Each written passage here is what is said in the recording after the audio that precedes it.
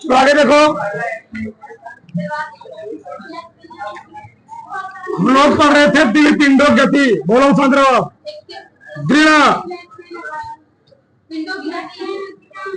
दृढ़ पिंडों की गति। चलो उसमें अगला है डालो, जड़त्व आघूर्ण। जड़त्व आघूर्ण, जड़त्व आघूर्ण।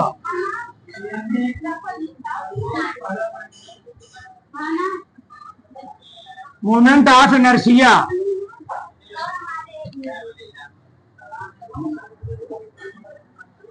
जड़त्व आघूर्ण, ठीक। देखो जरा होता क्या जड़त्व आघूर्ण। पहले तो भाषा लिखो, किसी पिंड का वह गुण जिसके कारण वह किसी अक्ष के परितः, किसी पिंड का वह गुण,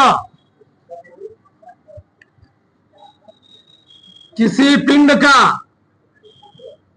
वह गुण जिसके कारण वह किसी अक्ष के परितः, किसी अक्ष के परितः अपनी अवस्था में, अपनी अवस्था में होने वाले परिवर्तन का विरोध करता है। परिवर्तन का विरोध करता है, जड़त्व आघूर्ण कहलाता है। जड़त्व आघूर्ण कहलाता है, ठीक। किसी पिंड का वह गुण जिसके कारण वह किसी अक्ष के परितः अपनी अवस्था में होने वाले परिवर्तन का विरोध करता है, उसको हम लोग कहते क्या है? जड़त्व आघूर्ण। अथवा लिखो, अथवा वृत्ताकार मार्ग में गति करते हुए, वृत्ताकार मार्ग में, वृत्ताकार मार्ग में गति करते हुए किसी पिंड पर, किसी पिंड पर कार्य करने वाले बल आघूर्ण को ही, बल आघूर्ण को ही जड़त्व आघूर्ण कहते हैं। जड़त्व आघूर्ण, जड़त्व आघूर्ण कहते हैं। इसे आई से, इसे आई से प्रदर्शित, आराम से इसे आई से प्रदर्शित करते हैं, ठीक। तो वृत्ताकार मार्ग में गति करते हुए किसी पिंड पर कार्य करने वाले बल आघूर्ण हम लोग कहते क्या है? जड़त्व आघूर्ण। इसको हम लोग किससे कहते जी? आई से। उधर पहले हम ये बात करते हैं जड़त्व क्या होता है। तो लोग पढ़े भी होंगे, एक शायद चैप्टर नंबर 4 था, गति के नियम, ठीक। उसमें हम लोग पढ़े थे न्यूटन की गति का प्रथम नियम, और न्यूटन के गति के प्रथम नियम को हम लोग कहते हैं जड़त्व का नियम। यदि कोई वस्तु गतिशील अवस्था में क्या रहेगी? गतिशील अवस्था में रहना चाहेगी। यदि कोई वस्तु विरामावस्था में किस रहना चाहेगी? जब तक उस पर कोई बाह्य बल न लगाया जाए।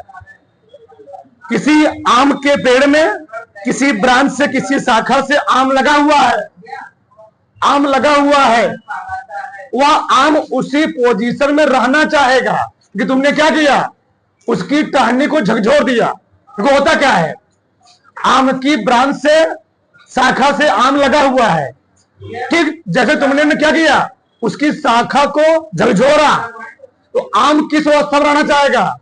आम रहना चाहेगा विराम में, यानी वह अपनी जो पहले पोजीशन थी वो अपनी पहली पोजीशन को बरकरार रखना चाहेगा। ठीक, लेकिन तुमने क्या किया?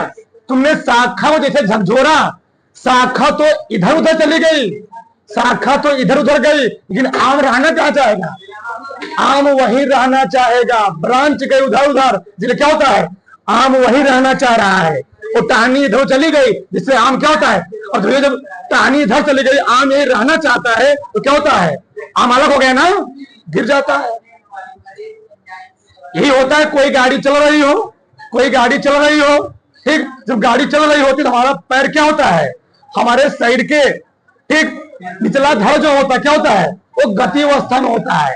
लेकिन ठीक निचला धड़ किस अवस्था में? गति अवस्था में, जो गाड़ी के संपर्क में पैर है। लेकिन जैसे गाड़ी क्या होती है? विराम अवस्था में आती है, तो पैर तो हमारा विराम तो हो जाता है। ऊपरा धड़ किस अवस्था में था? गति, वो कहां चला आता है? आगे की ओर। समझ ना? तो वही चीज यहां भी है। जब तो आघूर्ण, जब कोई पिंड वृत्ताकार मार्ग में गति कर रहा होता है, तो वृत्ताकार मार्ग में गति करते हुए ठीक पिंड पर अक्ष के परितः अपनी अवस्था में होने वाले परिवर्तन को, मतलब जिस अक्ष के परितः वह घूम रहा है उसको रोकने का जो प्रयास किया जाएगा उसे हम लोग क्या कहेंगे? वृत्ताघूर्ण। मान लो एक कोई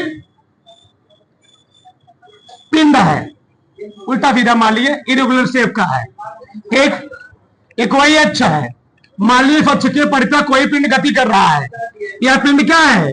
बहुत सारे कणों से मिलकर बना हुआ है। एक कण यहां मान लिए है, एक कण यहां है, एक कण यहां है, कहीं है। मान लीजिए इस कण का द्रव्यमान कितना है? यम। इसका कितना है? यम। इसका कितना है? यम 3। और सभी कणों की दूरियां, यहां से इसकी दूरी कितना है? R1। इसकी दूरी यहां से कितना है? R2। जब ये बहुत सारे कण होंगे ना पिंड में, ठीक, इसके यहां दूरी कितना है? R3। और ये पिंड मान लिया मैंने इस अक्ष के पटका कर रहा है, रोटेट कर रहा है। देखो यार समझो, माना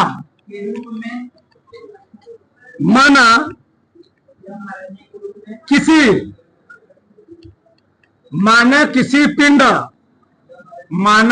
पिंड का द्रव्यमान, माना किसी पिंड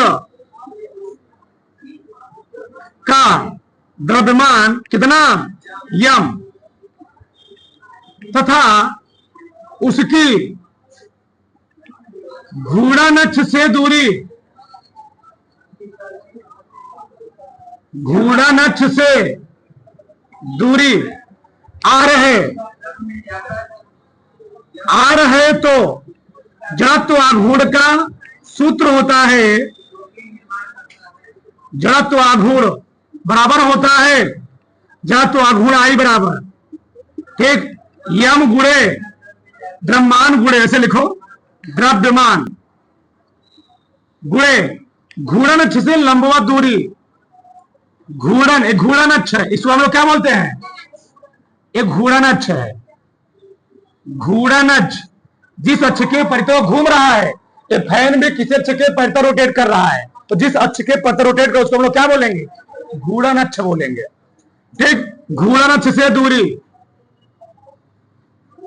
घूर्णन अक्ष से दूरी, कौन दूरी लोगे? लंबवत दूरी लिख नहीं रहे हैं, ठीक, चलो, यानी आई बराबर सूत्र निकल के आता है यम गुणे आर स्क्वायर। इसी हम लोग कहते हैं बराबर आई बराबर यम आर स्क्वायर, यानी जब तो आघूर्ण फार्मूला क्या होता है? आई बराबर यम आर स्क्वायर। एक मान लो कोई एक पिंड है, सिंगल पिंड है, वह सिंगल पिंड किसी अक्ष के परितः मान लो रोटेट कर रहा है, तो मैंने ए लिया, उस पिंड का मैंने पूरा मास कितना मान लिया? यम मान, कितना मान लिया? यम। और मान लो यही पिंड किसी अक्ष के परितः ठीक रोटेट कर रहा है, मान लीजिए दूरी इसकी आ रही है यहां पर, कोई पिंड का कोई एक कण था, तो इस केस में जो फार्मूला निकला ए निकला यम आर स्क्वायर। लेकिन तुम लोग जानते हो कोई पिंड होगा मार्कर ही है, तो बहुत सारे कणों से क्या है? मिलकर के बना हुआ है। अगर बहुत कोई पिंड है बहुत सारे कणों से मिलकर बना हुआ होता है, हम लोग वहां पर जो तो आघूर्ण निकालने के लिए हम लोग या तो वहां पर इंटीग्रेशन यूज करें। इंटीग्रेशन मतलब ही होता है योग, और सिग्मा मतलब क्या होता है? योग। ठीक, अब यहां समझो, देखो हम लोग मान लो कि पिंड है कोई, अनेक कणों, अनेक ब्रह्मांड के कणों से मिलकर क्या हुआ जी, बना हुआ। देखो जरा, माना माना कोई पिंड,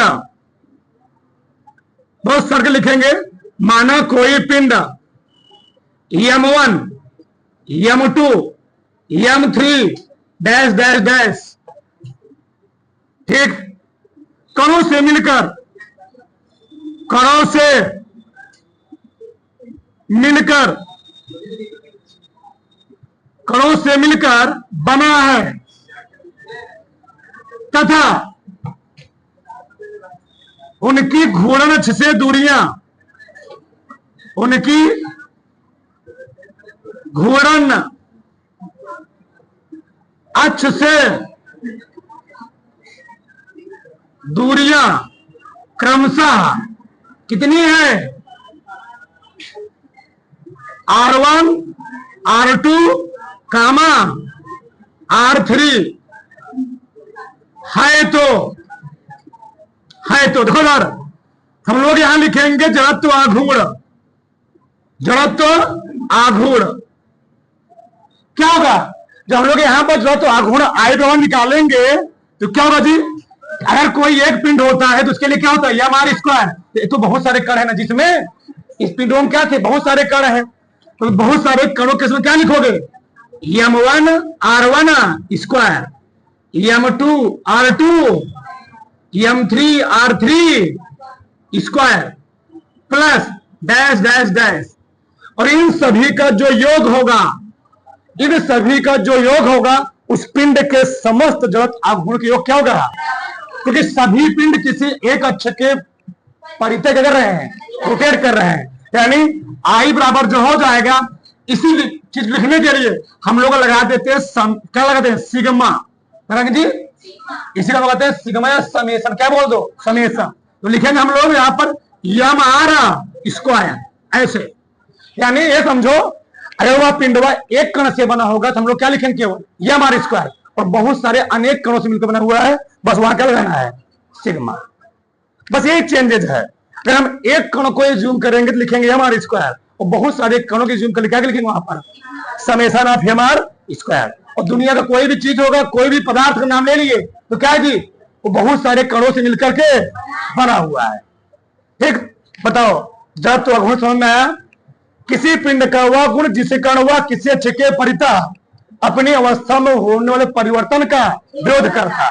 हम सड़क पर चलना नहीं चाहते हैं, हम सड़क पर चलना, ठीक, जो हम चल रहे होते हैं, हमारी अवस्था बदल रही होती है, लेकिन धरती हमको क्या कर रही होती थी, पीछे खींचने का प्रयास कर रही होती है, तो वहां भी हमारा क्या होता है, विरोध होता है, क्या होता है, विरोध होता है। तो वही तो जड़त्व है।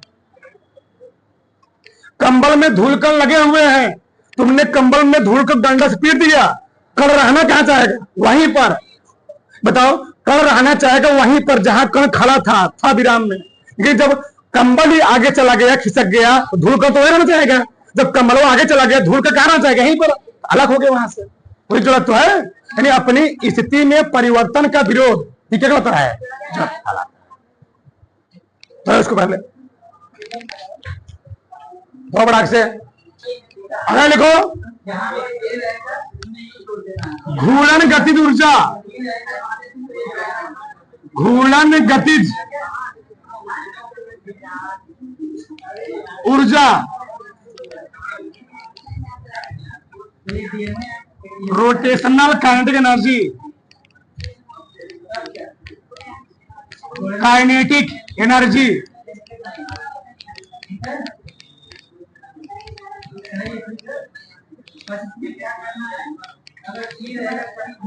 ठीक, घूर्णन गतिज ऊर्जा। तो लोग जानते भी तो गति ऊर्जा किसे कहते हैं, ठीक, किसी रेखीय या सरल रेखा में गतिमान किसी पिंड के गति के कारण, एक समान मार्ग पर गतिमान किसी पिंड के गति के कारण जो ऊर्जा उत्पन्न होती है उसको हम लोग कहते क्या है। तो ऐसे समझो, किसी पिंड के गति के कारण कार्य करने की क्षमता हम लोग कहते क्या है, गतिज ऊर्जा। लेकिन ये कौन गति ऊर्जा है, घूर्णन गति ऊर्जा। तो पिंड कहां गति करेगा, हाँ, वृत्ताकार मार्ग पर गतिमान किसी पिंड के गति के कारण, जितना ऊर्जा उत्पन्न होती है हम लोग कहते क्या है? देखो,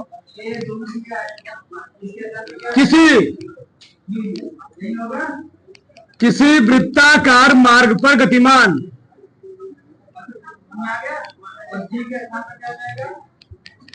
किसी वृत्ताकार मार्ग पर, एक मिनट लिख लिए, किसी वृत्ताकार मार्ग पर गति के कारण किसी पिंड में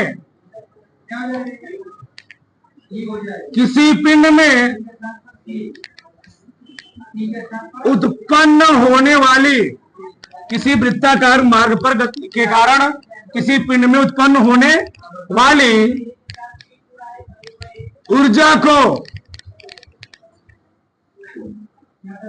घूर्णन गतिज ऊर्जा कहते हैं। घूर्णन गतिज ऊर्जा कहते हैं। ठीक, इसे कैसे, किसी दिखा करके कोई दिक्कत नहीं, इसे कैसे प्रदर्शित करते हैं? इसका सूत्र होता है K बराबर 1/2 I ओमेगा स्क्वायर। ये होता है घूर्णन गति ऊर्जा का सूत्र। इसको हम प्रूव करेंगे। प्रूव करें कैसे आया, तो नीचे ये डाल दो, घूर्णन गति ऊर्जा का व्यंजक, घूर्णन गतिज ऊर्जा का व्यंजक। पूछता है, कई बार पूछा है किताब में, ध्यान रहे, एमपी कर लेना इसको, कई बार आया हुआ है, ध्यान रहे चीज। घूर्णन गति ऊर्जा का व्यंजक इंपॉर्टेंट है, समझो। प्रूफ करते हैं इसको, कैसे आता है इतना, देखो ना। मान लो कोई पिंड है, किसी अक्ष के पलटा रोटेट कर रहा है, ये इरेगुलर शेप का है, उल्टा सीधा, मान लिया उल्टा सीधा। चलो, जब पिंड होगा, इस पिंड के इस अक्ष को हम लोग क्या बोलेंगे? घूर्णन अक्ष। अब तुम लोग जान रहे हो, यह पिंड बहुत सारे कणों से मिलकर बना होगा। एक कण मान लो यहाँ है, दूसरा यहाँ है, तीसरा यहाँ है, बहुत सारे कण होंगे। ठीक, ऐसे बहुत सारे कण होंगे, मैं मान लिया। ठीक, इस कण को हम क्या मान ले रहे हैं? M1। इसको क्या मान ले रहे हैं? M2। इसको क्या मान ले रहे हैं? M3, M4, ऐसे मान लो बहुत सारे हैं, M5। इसकी यहां दूरी कितनी है? R1। इसकी यहां दूरी कितनी है? R2। इसकी यहां दूरी कितनी है? यहां से कितनी है? R4। सब दूरी कहां से ले रहे हो? घूर्णन अक्ष से। ठीक, तो कोई पिंड है, अनंत कणों से क्या है मिलकर के, तो मैंने 5 कण को एज्यूम कर लिया। कितने कण को? 5। अब लिखूंगा भाई, माना, लिखना किसी नहीं ध्यान रहे। माना कोई पिंड,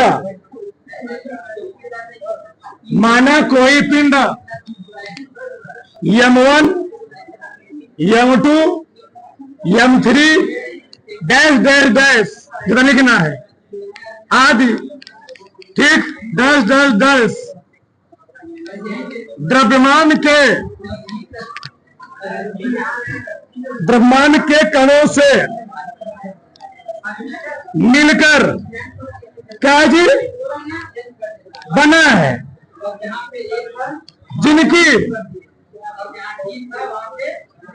जिनकी घूर्णन अक्ष से दूरियां क्रमशः, लिखो मत,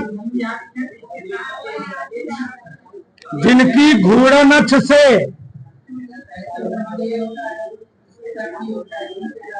दूरियां क्रमशः कितनी है? मतलब M1 की R1 है, M2 की, M3 की है।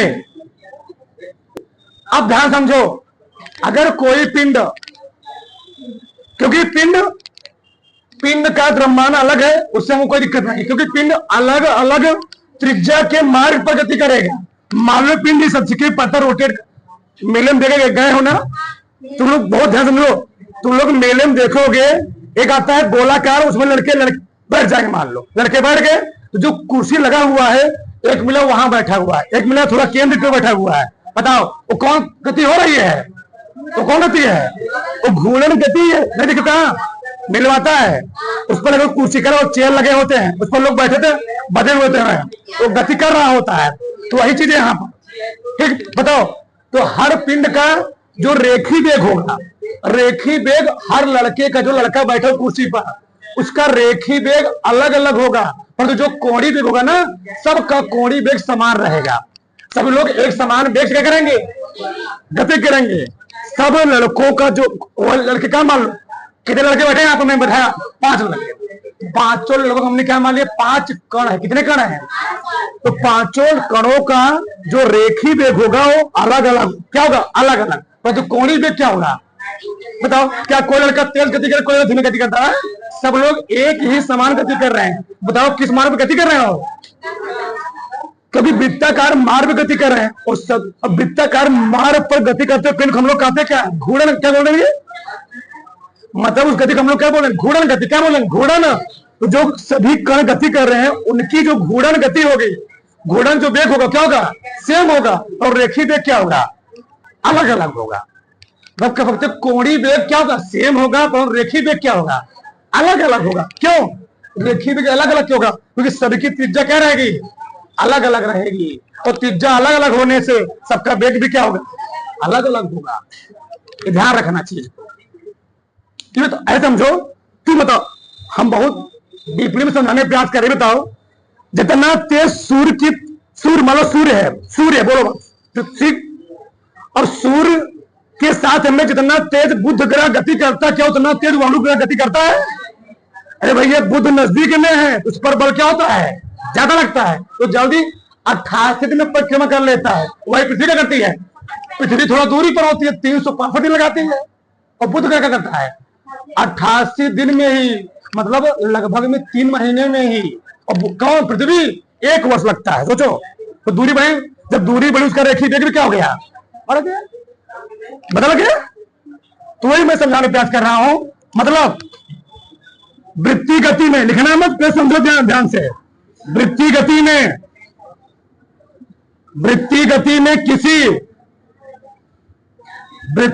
में किसी पिंड का रेखी वेग परिवर्तित होगा, परंतु कोणी वेग क्या होगा? एक समान होगा। किसी पिंड का रेखी वेग क्या होता है? परिवर्तित। बताया भी मैंने, बुध 88 दिन परिक्रमा करता है, पृथ्वी माई 1 वर्ष में। हाँ, रेखी वेग क्या होता है? परिवर्तित होता रहता है, परंतु क्या रहेगा? कोणी वेग। परंतु कोणी वेग चाहे कहो तो नियत होता है। क्या होता है? नियत होता है। रेखी वेग भी परिवर्तित होता रहता है, परंतु कोणी वेग ओमेगा क्या होता है? नियत होता है। अब देखो इधर, तुमको मैं पढ़ा चुका हूं, रेखी वेग बी और क्या होता है? रेखी वेग बी बराबर होता है, रेखी वेग कोणी वेग में संबंध लिखवाया हूं, बी और आर ओमेगा। बी और आर ओमेगा प्रूफ करवाया इसको मैं। रेखी वेग कोणी वेग में संबंध बी बराबर क्या होता है? R omega. ठीक, ये छोड़े रहो इसको, समीकरण के मानो। अब देखो, हमको निकालना है गतिज ऊर्जा। तो गतिज ऊर्जा कहां से आएगी? रेखी गतिज ऊर्जा से। बताओ, हम कोई एक पिंड ले रहे हैं, ठीक? चलो यहां पर लिख लेते हैं। माना पहले पिंड का, माना पहले कण का क्या? रेखीय वेग दिखा देते हैं B1 से। क्या जी? R1 क्या? B क्या होता है? R into. तो पहले कण का हम निकाल लेते हैं गतिज ऊर्जा। क्या निकाल लेते हैं? पहले कण का गतिज ऊर्जा, या पहले कण की गतिज ऊर्जा। ठीक, दिखा देते हैं K1 से। किसे दी? फार्मूला क्या होता है? 1/2 एम बी पढ़े हो? तो बी का मान कितना है यहाँ पर? तो लिखोगे 1/2 m1 b1 इसको पहला लिख रहे हो। क्या लिख रहे हो? पहला रखो यहाँ पर 1/2 m1 बुढ़े b1 कितना जी? r1 into omega. ठीक, चलो जाने दो। ठीक, ये हमारा समीकरण क्या है? एक है। ये निकला पहले कण की गतिज ऊर्जा, इसी पर क्या निकलेगा? दूसरे कण की गतिज ऊर्जा। तो दूसरे कण के लिए क्या निकले बताओ? तुम बताओ। 1/2 m1 क्या जी? m1 r1। ठीक, स्क्वायर में है जी। तुम लोग बोल भी नहीं रहे हो तो क्या देता? आगे लिखना पड़ेगा 1/2 m1 r1 square into omega square. इसी प्रकार से दूसरे कण क्या जाएगी? 1/2 m2 r2 square into omega square. इसी प्रकार से तीसरे कण की निकलेगी, चौथे कण की निकलेगी। हमको ज्यादा नहीं निकाला, 3 तक निकाल लो। कहां निकाल लो? 3 तक। क्या जाएगी? 1/2 m3 r3 स्क्वायर इंटू, बस। अब बताओ, इसमें मैंने 5 कण जूम किए थे। फिर पांचों कणों की जो गतिज ऊर्जा होगी वह निकाय के गतिज ऊर्जा क्या होगी? योग के बराबर होगी। ठीक, तो मैंने लिख रहा हूं सभी कणों की गतिज ऊर्जा, इधर ही मैं लिख रहा हूं सभी कणों की गतिज ऊर्जा निकाय की गतिज ऊर्जा के, निकाय की गतिज ऊर्जा के योग के क्या होगी? योग के बराबर होगी। ए भैया, क्योंकि निकाय मतलब पूरा, तो पूरे पिंड वो गतिज ऊर्जा क्या होगी? अलग अलग कणों गतिज ऊर्जा क्या होगी? योग के बराबर होगी। तो पूरे कण की गतिज ऊर्जा हमने क्या माना है? के मान लो। क्या है? के है। तो के का मान किसके रोज?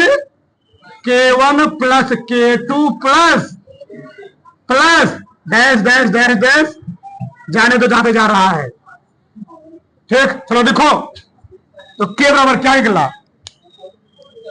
थोड़ा चल नहीं रहा, 1 मिनट इधर समझो। तो के बराबर बताओ, K1 का मान कितना निकला है? K1 का मान 1/2 m1 into r1 square into K2 मान 1/2 m2 r2 इंटू ओमेगा। अगले क्या निकला? 1/2 m3 r3 square into plus dash dash dash dash. इन सब में कुछ कॉमन दिख रहा है। 1/2 ओमेगा स्क्वायर। अंदर क्या होता बोलो? m1 into m2 into m3 into plus dash dash. अभी मैं लिखवाया जड़त्व आघूर्ण। अगर मैंने किसी पिंड में बहुत सारे कण ज्यूम कर लिए हों, उस पिंड का जो जड़त्व आघूर्ण होता है वह सभी कणों के द्रव्यमानों और उनके घूर्णन अक्ष से दूरी के वर्ग के गुणनफल के बराबर होता है। यानी इसको हम लोग क्या लिखेंगे? के बराबर 1/2। यही है क्या जी? इसे हम लोग कहते क्या है? आई लिखा। क्या लिखा था? आई। यानी फॉर्मूला क्या गया? के बराबर 1/2 आई ओमेगा। तो जब कोई पिंड, देखो 1/2 आई ओमेगा स्क्वायर। जब कोई पिंड किसी वृत्ताकार मार्ग में गति करता है तो घूर्णन गति ऊर्जा जो फॉर्मूला निकलता है, क्या निकलता है? 1/2 आई ओमेगा स्क्वायर। अगर इसको हमको इसका परिभाषा देना, क्या देना हो? परिभाषा। तो परिभाषा कैसे दोगे? देखो ध्यान से, अगर बहुत ध्यान समझो। अगर ओमेगा को, यदि थोड़ा मैं नीचे लिख रहा हूं, यदि ओमेगा, तुम लोग जानते हो ओमेगा मात्रा क्या होता है? रेडियन प्रति सेकेंड। ठीक, रेडियन प्रति सेकेंड। मान लो 1 रेडियन क्या हो जाए प्रति सेकेंड। ठीक, अगर ओमेगा का मान 1 हो जाएगा बताओ तो तुम क्या हो जाएगा, के बराबर 1/2 क्या देगा आई, क्या देगी, इसका मान 1 हो गया ना, इसका मान 1 हो गया जी, तो बताओ क्या गया, आई बराबर 2k, आई बराबर 2k। यानी यहां से जो परिभाषा निकली किसकी निकली, घूर्णन गतिज ऊर्जा की। यहां कह सकते हो यदि कोई पिंड वृत्ताकार मार्ग पर एकांक कोणीय वेग से, इसको हम कहते हैं एकांक कोणीय वेग, क्या बोलेंगे, एकांक बोल सकते हैं, एकांक कोणीय वेग। यदि कोई पिंड किसी वृत्ताकार, यदि कोई पिंड किसी वृत्ताकार मार्ग पर एकांक कोणीय वेग से गति कर रहा होता है तो पिंड का जो जड़त्व आघूर्ण होता है वो उसकी गतिज ऊर्जा का 2 गुना होता है। यदि कोई पिंड वृत्ताकार मार्ग पर एकांक कोणीय वेग से गति कर रहा होता है तो पिंड का जो जड़त्व आघूर्ण होता है उसकी गतिज ऊर्जा के 2 गुना के बराबर होता है। ये तुम लिख सकते हो, कोई दिक्कत नहीं। उतारो फटाक से, उतारो, अगला लाइन डालो, अगला देखो, बल आघूर्ण लिखो, बता रहे ना, बल आघूर्ण तथा जड़त्व आघूर्ण में संबंध, जड़त्व आघूर्ण में संबंध वेरी मोस्ट इंपॉर्टेंट है, ध्यान रहे, ये भी लिख लेना, बल आघूर्ण और जड़त्व आघूर्ण में संबंध। ठीक, आंसर,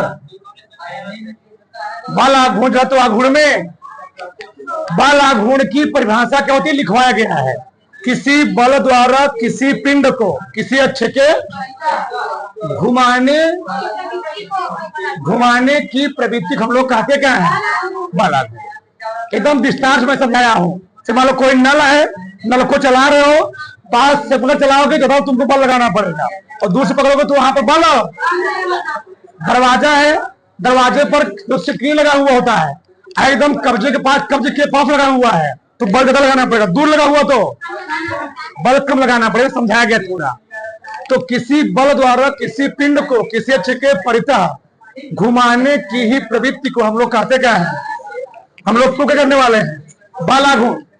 एक चीज ध्यान रखना, बहुत बड़ी चीज समझो, अगर हम लोग बात करेंगे गतिज ऊर्जा के लिए, बहुत बड़ी चीज बता रहा हूं, अगर हम लोग बात करेंगे गतिज ऊर्जा के केस में, तो क्योंकि गतिज ऊर्जा के फार्मूला में आता है 1/2 mv², तो हमको वहां लेना होगा वेग। क्या लेना होगा, वेग। बहुत ध्यान समझो मैं क्या कर रहा हूं। अगर हमको निकालना होगा गतिज ऊर्जा के संबंध में, तो क्योंकि गतिज ऊर्जा में होता है वेग, हमको वहां पर स्टार्टिंग क्या लेना पड़ेगा, वेग। वेग लेके चलना पड़ेगा। यहाँ पर हम लोग बात कर रहे हैं बल आघूर्ण, इसे हमको क्या लेना पड़ेगा, बल। क्या लेना पड़ेगा, बल आघूर्ण लेना, हमको लेना क्या पड़ेगा, बल। और बताओ बल लेने के लिए तुम लोग जानते हो यह बराबर क्या होता है, m × a, यानी हमको लेके चलना क्या पड़ेगा, त्वरण। बहुत बड़ी चीज बताया। अगर हम लोग कोनो ऊर्जा निकाल रहे हैं तो वहां पर लेंगे वेग भी 1/2 mv², और हम निकालेंगे बल आघूर्ण। बल आघूर्ण होता है F होता है, क्या होता है, यह बराबर क्या होता है, m × न्यूटन का द्वितीय नियम। न्यूटन के द्वितीय नियम से सूत्र प्राप्त होता है, पहले नियम से परिभाषा प्राप्त होती है। आगे देखो यार, समझो, बहुत बड़ी चीज है, ध्यान रहे। चलो, तो जब हमने लिया था वेग, क्या लिया था, वेग। तो जब कोई पिंड वृत्ताकार मार्ग में गति करता है, जिस प्रकार से उसका रेखीय वेग परिवर्तित होता है परंतु कोणीय वेग परिवर्तित, उसी प्रकार से जब कोई पिंड वृत्ताकार मार्ग में गतिमान होता है, अगर रेखीय वेग बदलेगा तो रेखीय त्वरण भी क्या होगा, तो रेखीय त्वरण भी बदलेगा। और रेखीय त्वरण हम लोग दिखाते हैं ए से, किससे, रेखीय त्वरण परिवर्तित होगा। अगर इसका कोणीय वेग नियत है तो कोणीय त्वरण भी क्या होगा, इसका कोणीय त्वरण दिखाते किससे है, ए भी नियत होगा। इसलिए मैं दोनों एक साथ लिखवा चाह रहा हूं, तुमको याद हो जाए, भूले ना। अब बताओ, तुम लोग पढ़ चुके हो, हम निकालते हैं पहले कण के लिए। पहले कण का रेखीय त्वरण, रेखीय त्वरण बताओ। रेखीय त्वरण एक फॉर्मूला लिखवाया गया है, R1 इंटू अल्फा। देखो, रेखीय त्वरण बराबर होता है त्रिज्या गुणे कोणीय त्वरण। ठीक, अब बताओ, ये निकाल लिया। हमने क्या बोला था, हमको निकालना बल। क्या निकालना है? बल। बताओ, ठीक। बल यहां बराबर क्या होता है? यह बराबर इंटू ए, पहले कण पर कारित बल। तो यह फोन क्या होता है? यह फोन क्या होता है? यम इंटू A1 का मान कितना है बोलो? R1 लिखो, M1 गुणे A1 का मान कितना है? R1 into alpha. नहीं आ रहा ना? नहीं आ रहा, बोल रहा है। देखो इधर, देखो भैया, A1 का मान कितना है? देखो इधर, R1 इंटू अल्फा। हमको बल नहीं निकालना, हमको निकालना क्या है? तो निकालो, पहले कण पर कायल बल आघूर्ण, पहले कण का बल आघूर्ण, बल आघूर्ण, बल आघूर्ण दिखाते किससे? टाउ से। टाउ 1 और टाउ 1 क्या होता है? F1 गुणे बल गुणे क्रिया रेखा से लंबवत दूरी गुणनफल हम लोग कहते हैं टार। प्रूफ के साथ पढ़ाया गया है, बल गुणे क्रिया रेखा से लंबवत दूरी गुणनफल हम लोग कहते हैं टार। क्या कहते हैं? ठीक, ये लिख लो, कोई दिखाओ, बताओ। F1 कितना दिया? F1 कितना दिया है? M1 R1 इंटू गुणे बड़ा में क्या लगा हुआ है? R1। हल करो इसको, M1 R1 स्क्वायर इंटू 21 कम के निकला। इसी प्रकार दूसरे के लिए क्या आएगा? M2 R2 square into alpha ना जी। तीसरे के लिए क्या निकलोगे? M3 इंटू, ऐसे सब कण के लिए निकलता। तो सभी कणों का जो बल आघूर्ण होगा वह निकाय के बल आघूर्ण क्या होगा? जैसे मैं उसमें लिखा था, देख, सभी कणों का बल आघूर्ण, बल निकाय के किसके दी? बल आघूर्ण के क्या होगा? बल आघूर्ण के क्या होगा जी? बराबर होगा। यानी टाउ बराबर हम लोग क्या लिखेंगे? Tau 1, tau 2, tau 3 dash dash. इधर लिख रहा हूं मैं। टाउ 1 मान कितना बोलो? टाउ 1 मान कितना है? M1 R1 square into alpha. Tau 2 को मान कितना है?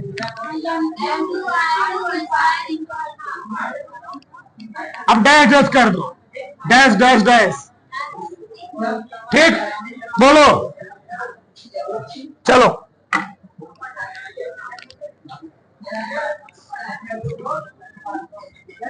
उसका हमारे समय alpha M1 R1 square M2 plus dash dash. इसी कहते क्या हो? यही क्या है? जड़त्व। यही जड़त्व को ना, टाउ बराबर क्या गया? अल्फा इंटू टाउ बराबर भैया I इंटू बल आघूर्ण बराबर क्या होता है? जड़त्व आघूर्ण गुणे कोणीय त्वरण। यानी यहां से एक परिभाषा और निकल गया, जड़त्व आघूर्ण और कोणीय त्वरण के गुणनफल को ही बल आघूर्ण कहते हैं। जड़त्व आघूर्ण और कोमड़ी त्वरण के गुणनफल को ही बल आघूर्ण कहते। इसको लिखने के बाद लिख लेना पीछे दारू फराक से। मैं लिख दे रहा हूं। हाँ, इसको नहीं लिखना, ध्यान रहे, ऊपर लिखा चुका हूं। बल आघूर्ण बराबर क्या होता है? जड़त्व आघूर्ण गुणे कोणीय त्वरण। चित्र तो फिर बनाना पड़ेगा तुमको, बड़ा फटाक से।